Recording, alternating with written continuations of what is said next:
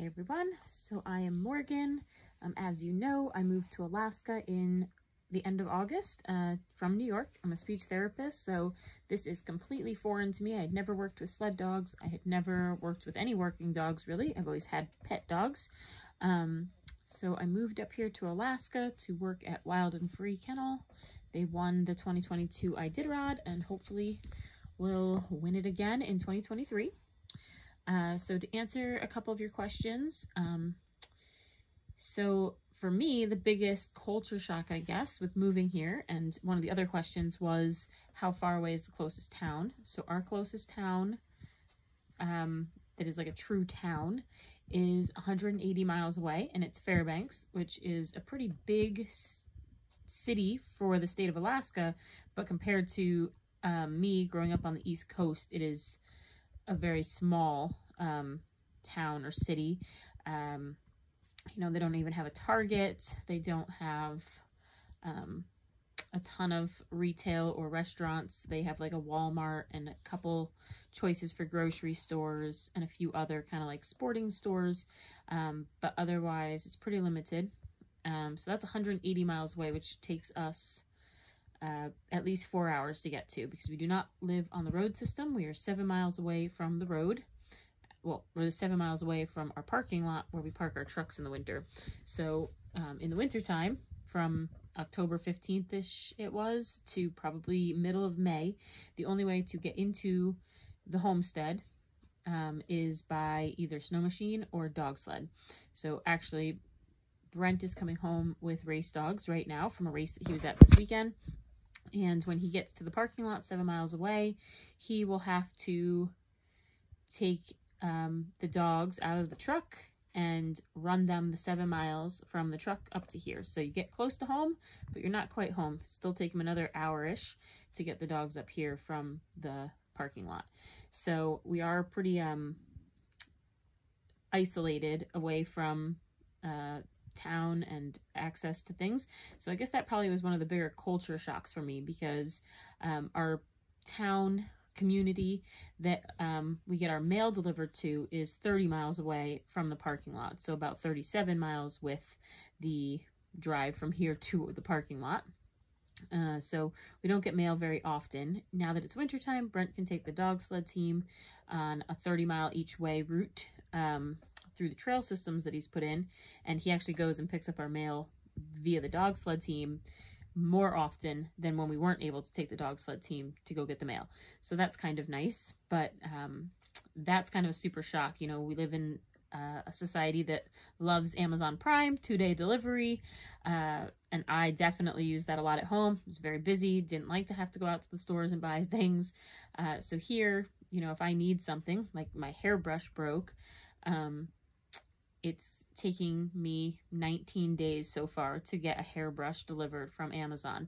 First of all, Amazon doesn't deliver very quickly to this isolated little town that our post office is in. But secondly, we haven't been able to get out there to get the mail since it has arrived. So in that kind of regards, it's a super different world from what I was used to in New York. And then obviously there's some other kind of things that are very different than living in a traditional home, because we are an off-grid homestead. We don't have a bathroom. We use outhouses. We don't have running hot water. We have some cold water that runs out of a faucet, out of a well. We're very limited on how much we can use of that during the daytime because we don't want it to freeze in the pipes.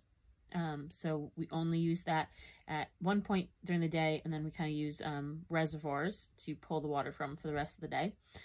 But not having hot water is something you definitely take for granted. So we heat water on the top of the wood stove 24/7, so there's always some hot water available if you need it for washing dishes, or if you're going to go take a shower. We have kind of a pump system shower. We have to bring our own water in. It's inside of a sauna, so you have to make the sauna hot so that you're ready to take a shower in it. So it's definitely a process. You definitely don't take showers as frequently as if you could just walk into your nice warm bathroom at your home and turn on hot water and jump in. We have no heating other than wood stove. So you can kind of see behind me, I just restock the wood. I restock it pretty much every other day because we go through a ton of wood. And then I live in this cabin. This is the main cabin. and my job is to keep the cabin warm. So the wood stove goes pretty much 24/7. Merc agrees.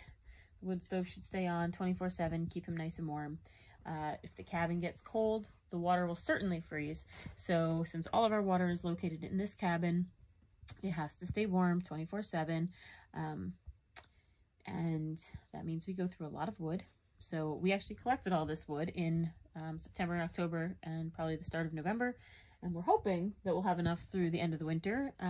But I don't know. I was bringing in the wood today, and I think we're probably going to have to go get more wood at some point. So that will have to get fit into our agenda. We have a location kind of close by that we can take the snow machines to and sleds and go out and cut down some burnt trees from a forest fire, and we use that for our wood.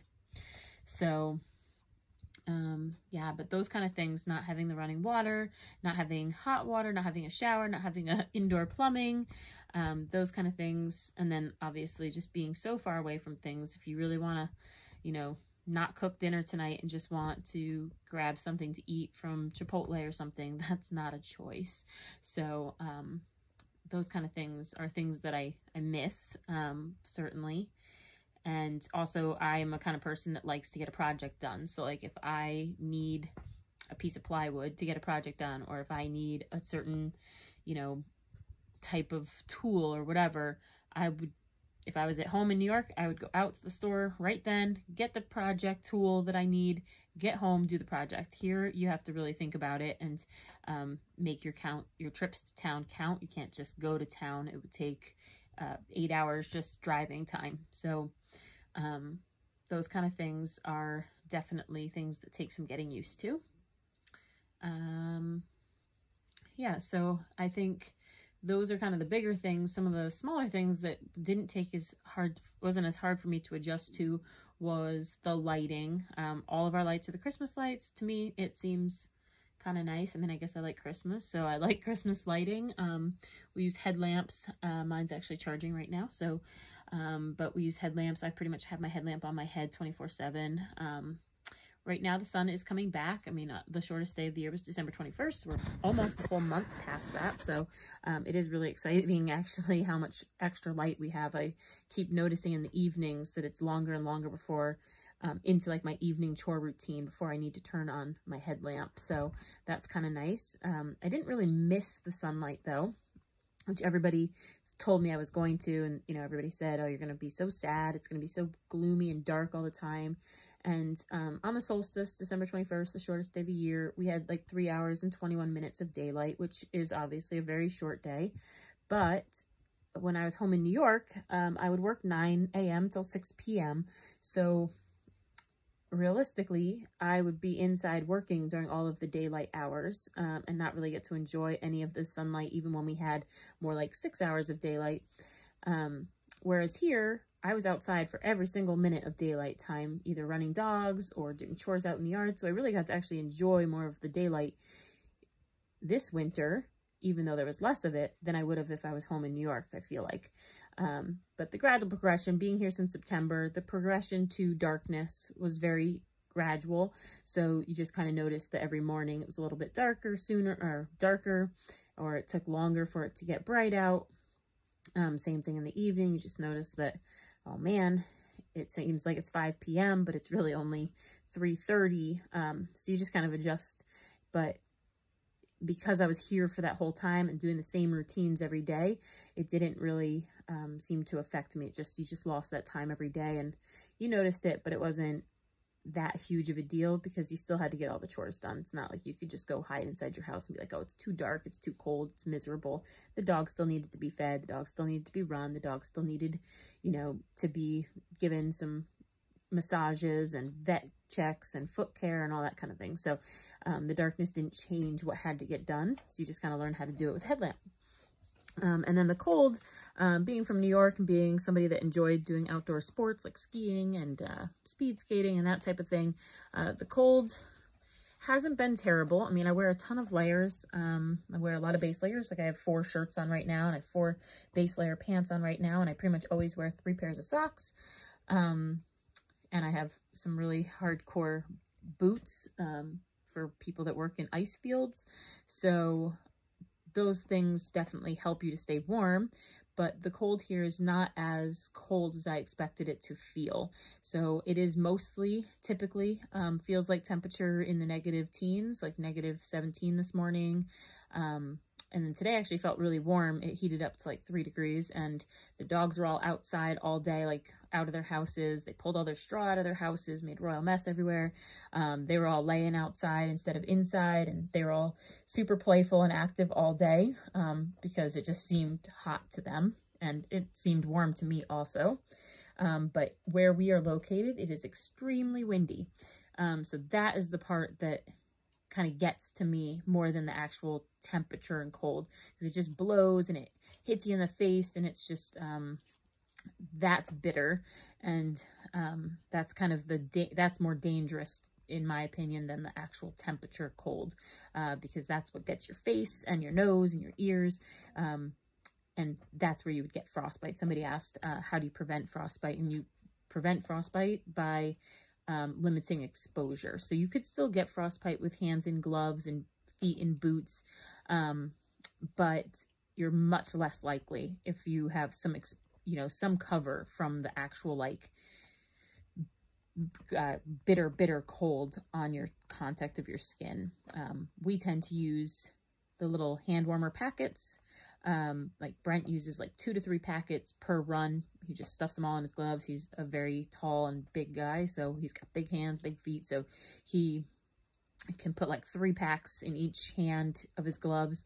I typically use 1, sometimes 2 if it's a longer run, and that makes a huge difference in keeping your fingers warm. Obviously the dogs, you need to have your fingers with some good dexterity, because everything you do with them, putting on booties and working on their tug lines and that kind of thing, you need to be able to use your fingers. So it is a lot of on and off with the gloves, or pulling off your big gloves and just leaving thin gloves on.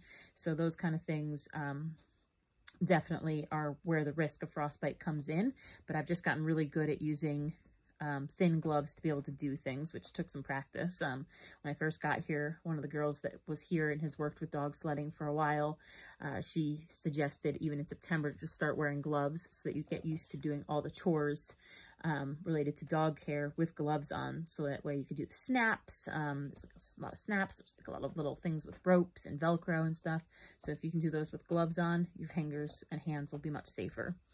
Obviously I leave my boots on and my socks on all day, so my feet don't really get too much exposure. But then the thing is, your face really, there's only so much you can cover and still be able to breathe and see. You see a lot of mushers have those big hoods with lots of fur ruff. That ruff is supposed to, I mean, it does. I don't really know the science behind it or why it works, but that is supposed to protect from the wind. It helps deflect the wind away from their face. My coat does have a fur ruff, but I don't tend to use it very often. It's just not very comfortable to me. So I actually use, I think maybe you can see it. It's like a helmet hood. You'd use it for snowboarding. It goes over your helmet. It's like a baklava. It goes over your head. And then it also has like a face thing. And that is pretty fuzzy and furry. So it also helps deflect a bit. But I can also wear it and still keep my glasses on, which I prefer to wear glasses versus contacts. So I can still wear it and not have my glasses fog up too much. If it's super cold, when it was like negative 55 and super windy, I just wear my contacts, because then I could like totally bundle up my face and my nose and cover it all up and not have to worry about it fogging up. And that answers another question. Negative 55 is the coldest I've seen. And that was with wind chill. So it was it was probably negative 20, and then another 25 or so colder temp because of how windy it was. So that is the answers to a couple questions there. And yeah, so it is pretty cold, but the biggest thing is to keep lots of layers and just to take some breaks. Like I typically do a couple things outside, then come inside and do a couple indoor chores, and take my time that way. When we're out on the sleds though, we go out for 2 to 4 hours on the dog sled typically. Brent's obviously out for 5 to 12 hours on the dog sled. It really comes down to layers and having your sled packed with additional layers, so you can change clothes or add clothes or take off clothes. A lot of times I'll come in between chores and just change gloves just for different gloves that have been kind of sitting in front of the fire, so a little bit warmer, no wetness to them, all those kind of things to make a definite difference. And it's really just attitude. You know, you could probably just sit in here and be like, yeah, it's dark, it's cold, it's windy, but I love the dogs, so I don't want to have that attitude and sit inside and miss out on time spent with the dogs out in the yard. So the dogs out in the yard kind of keep you warm. So another musher, Jeff King, wrote a book called Cold Hands, Warm Heart, and I think that's probably the most appropriately named book about mushing ever, because yes, our hands are always cold. Everything we do is with our hands, leads to them being cold, but the dogs definitely just kind of keep you warm from the inside out. So yeah, so it's been fun.